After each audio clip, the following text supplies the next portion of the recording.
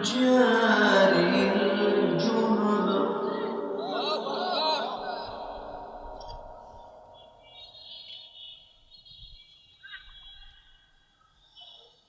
والجار الجنب والصاحب بالجنب وابن السبيل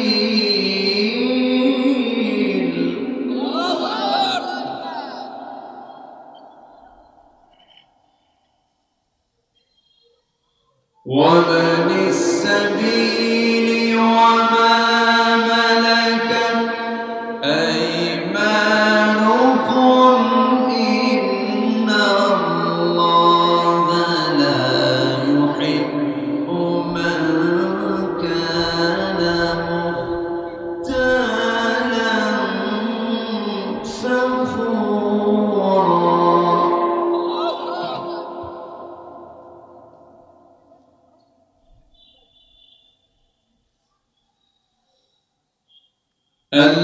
الذين يبخلون ويأمرون الناس بالبخل ويكتمون ما آتاهم الله من فضله وأعتدنا للكافرين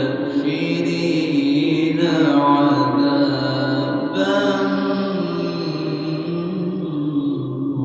مهينا.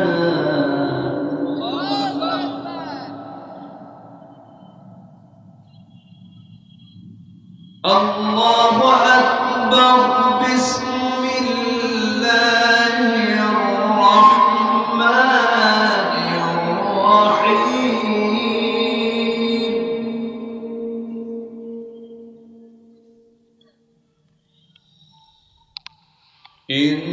إن الله وملائكته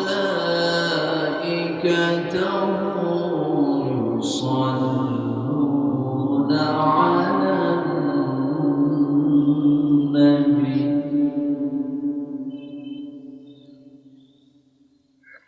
يا أيها الذين آمنوا صلوا عليه وسلموا تسليما. اللهم صل على سيدنا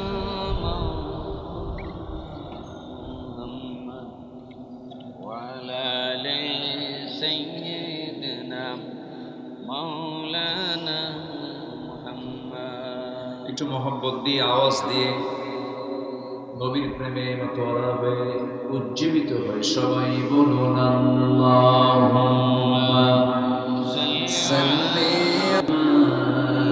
আলাইহি হাসনাত জামিউ খিসালিহি সাল্লু আলাইহি সিরাজুল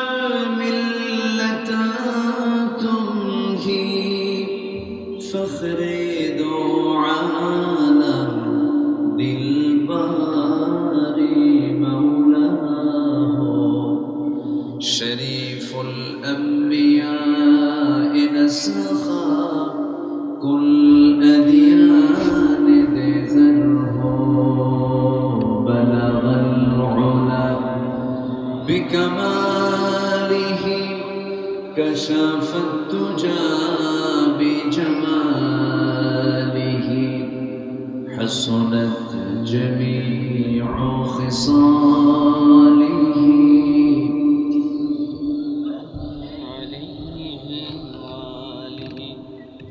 آمين. কোরআনের সুর মাঝে শুনেছি যে নাম আজানে সুর মাঝেও শুনেছি সেনা, ও নাম শুনেছি আমি আমার হৃদয়। হে রাসূল নবীজি তোমায়, হে রাসূল নবীজি তোমায়। সবাই বলি সাল্লাল্লাহু আলাইহি ওয়াসাল্লাম।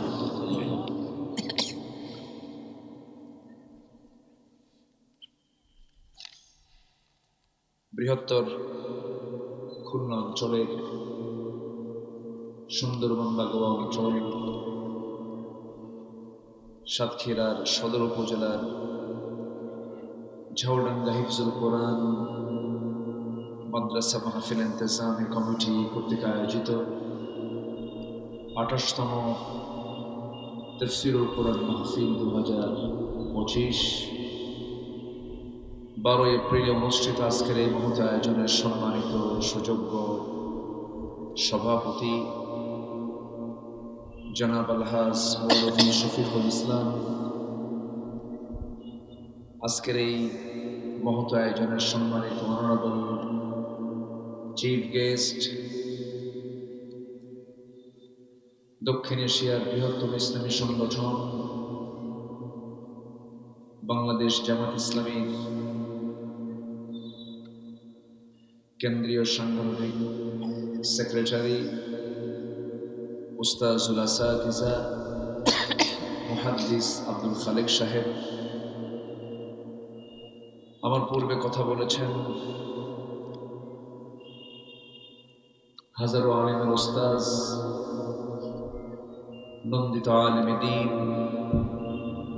ঝাউডাঙ্গা ইসলামিয়া ফাজিল ডিগ্রি মাদ্রাসার সাবেক প্রিন্সিপাল মুহতারাম মুকাররমি মাওলানা আব্দুল বারী হাফিজাহুল্লাহ, কথা বলেছেন উদীয়মান তরুণ ওয়েস নন্দিত আলেমে দ্বীন জনাব মাওলানা মুনিরুল ইসলাম বিন শামস, উপস্থিত হাজারাত উলামায়ে কেরাম, ফদলাইজাম, সুশীল সমাজ, জাতির শ্রেষ্ঠ সন্তান, শিক্ষক মণ্ডলী, জাতির বিবেক সাংবাদিক বৃন্দ, সামনে উপস্থিত দূরে কাছে বিভিন্ন স্থান থেকে ছুটে আসা কালিমার ঝান্ডাবাহী, তাওহীদের পতাকাবাহী, দ্বীন ইসলামের নরসারদুল বীর মুজাহিদ, প্রাণ প্রিয় সম্মানিত দ্বীনী ভাইরা, আড়ালে বসে আছেন শ্রদ্ধেয়া সম্মানিত আমার বোনেরা। আলোচনার সূচনায় আনুষ্ঠানিকতার মধ্য দিয়ে আমার পক্ষ থেকে আবারও দিল খোলা সালাম, আসসালামু আলাইকুম ওয়া রাহমাতুল্লাহি ওয়া বারাকাতুহু।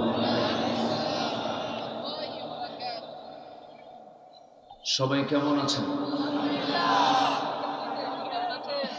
আমাকেও প্রশ্ন করলে আল্লাহ তাআলা আমাকে আপনার সাথেই আপনার মতোই রেখেছেন, বলি আলহামদুলিল্লাহ। মহান রব্বে কারীমের শুকরিয়া। মুক্ত আকাশের নিচে, মুক্ত বাতাসে বসে, স্বাধীন চেতা মন নিয়ে, চিত্তের পরিপূর্ণ তৃপ্তি নিয়ে দীর্ঘ প্রায় ১.৫ যুগ পরে কোরআন শোনার এমন একটি মুক্ত পরিবেশে আসার বসার তৌফিক যে মহান রব্বুল ইজ্জত ওয়াল জালাল করে দিলেন, শুকর আদায় করি মুহাব্বাতান, জোড়ালো কণ্ঠে বলে উঠছি আলহামদুলিল্লাহ। আবারও বলছি আলহামদুলিল্লাহ।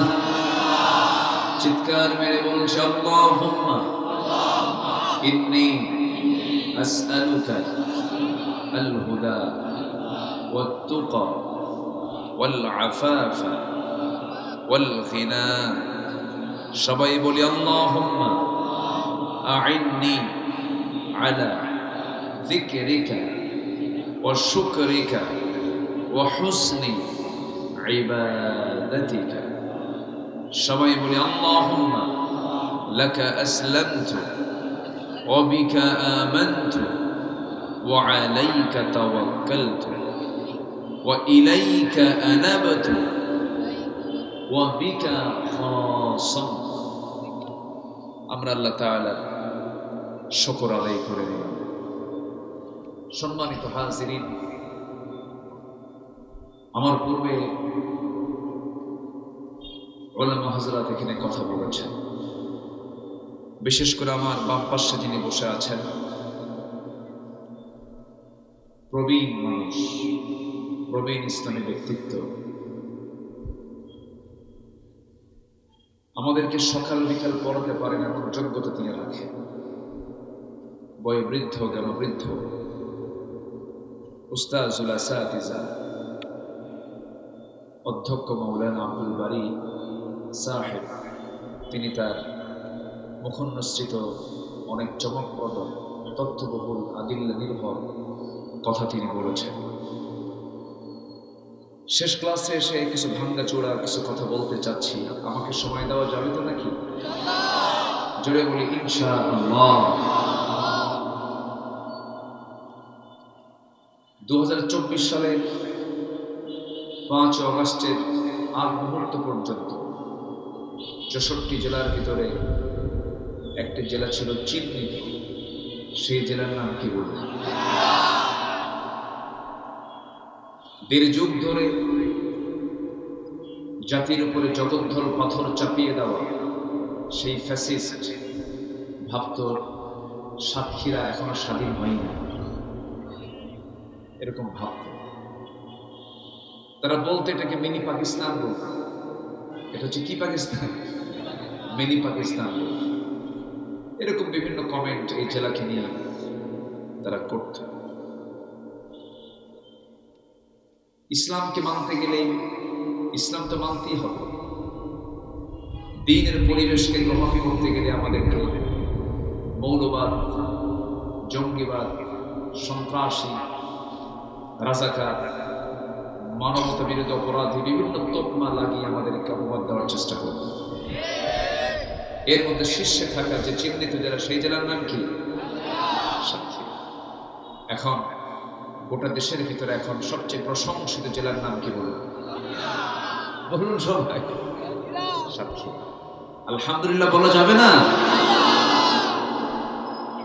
সম্মানিত ভাইরা, আমি সেই সাতক্ষীরাবাসীকে সামনে রেখে কিছু কথা বলছি, যারা এই দুঃসময়গুলো অনেক কঠিন ভাবে, অনেক ত্যাগ কোরবানির মধ্যে দিয়ে পাড়ি দিয়েছে। বুলডোজার দিয়ে বাড়ি ভেঙে ফেলা হয়েছে। বেশি দিন লাগেনি সাতক্ষীরার মরহুম মকবুর আব্দুল খালেক রাহিমাহুল্লাহর বাড়ি বুলডোজার দিয়ে ভাঙ্গা হয়েছিল। সেই দিন আল্লাহ বলেছিলেন, তোমরা যারা বুলডোজার দিয়ে এই পছন্দের গোলামের বাড়ি ভাঙলে, যারা ভেঙেছে তাদের বাড়িও কিছুদিনের মধ্যে ভাঙ্গা হবে। কি ভাঙ্গা হয়েছে? হয়েছে? এটাই তো। যে গর্ত খনন করবে সে গর্তে পড়বে, এটাই ইতিহাস বলবে। সম্মানিত ভাইয়েরা, হক নষ্ট করা যাবে না। হক হচ্ছে, হকের ইংলিশ হচ্ছে রাইটস, বাংলা হচ্ছে অধিকার। বাংলা কি বলেন তো? অধিকার। যার যে অধিকার তা বুঝিয়ে দিতে হবে। আমরা স্বাধীন দেশের স্বাধীন রাষ্ট্রের আমরা স্বাধীন জনগণ, স্বাধীন রাষ্ট্রের আমরা স্বাধীন কি জনগণ, নাগরিক। সকল কিছুর স্বাধীনতা নিশ্চিত করার আগে দিতে হবে কথা বলার স্বাধীনতা। কথা কি বলতে দিয়েছিল? কথা বলতে দিয়েছিল? যাই হোক, আমরা চাওয়ার চাইতে বেশি পেয়ে গেছি। কি মনে করেন আপনারা বলেন তো? চাওয়ার চাইতে বেশি পেয়েছি কিন্তু। বলি আলহামদুলিল্লাহ, চলে বলি আলহামদুলিল্লাহ। কেন বললাম জানেন? নবীদেরকে জব করা হয়েছে, নবীদেরকে করাত দিয়ে চিরে দুই টুকরা করে শহীদ করে দেওয়া হয়েছে। আল্লাহ পাক যে সংকট থেকে এই জাতিকে উদ্ধার করেছেন, কিন্তু সামনে পথ কিন্তু এখনো অনেক বাকি আছে। সামনের পথ কিন্তু এখনো যে কুসুমাস্তীর্ণ তাও নয়। সবাই মুক্তি পেয়ে যায়, এটিএম আজহারুল ইসলাম মুক্তি পায় না। সবার নিবন্ধন ফেরত পায়। ইসলামী আন্দোলনে অন্যতম নেতৃত্ব দানকারী বৃহৎ একটি ইসলামী সংগঠন তাদের নিবন্ধন ফেরত পাচ্ছে না। অনেক কিছুই রয়ে গেছে সামনে। তবে আমার বিশ্বাস, শহীদের রক্ত জমিনে ঝরেছে, এই জমিনে আল্লাহর দ্বীন কায়েম হবে। জোরে বলি ইনশাআল্লাহ, আরো জোরে বলি ইনশাআল্লাহ। আজকে আমার আলোচনার সাবজেক্ট হচ্ছে রাইটস, অধিকার, হক। ফিলিস্তিন একটি বৈধ জনপদ, ইসরায়েল এটা একটা অবৈধ জনপদ। তারা ছিল ভাড়াটিয়া, ভাড়া এসে তারা হয়ে গেছে এখন বাড়ি। ঠিক আছে না? সম্মানিত বন্ধুগণ, আমরা অধিকারকে প্রতিষ্ঠা করতে চাই, আমানতকে ধ্বংস না করে আমানতকে পরিপূর্ণরূপে আদায় করতে চাই। আমানতের আমরা খেয়ানত করবো না। জোরে বলি ইনশাআল্লাহ। ইমানদারদের বৈশিষ্ট্য কারো হক নষ্ট করা নয়, অধিকার নষ্ট করা নয়।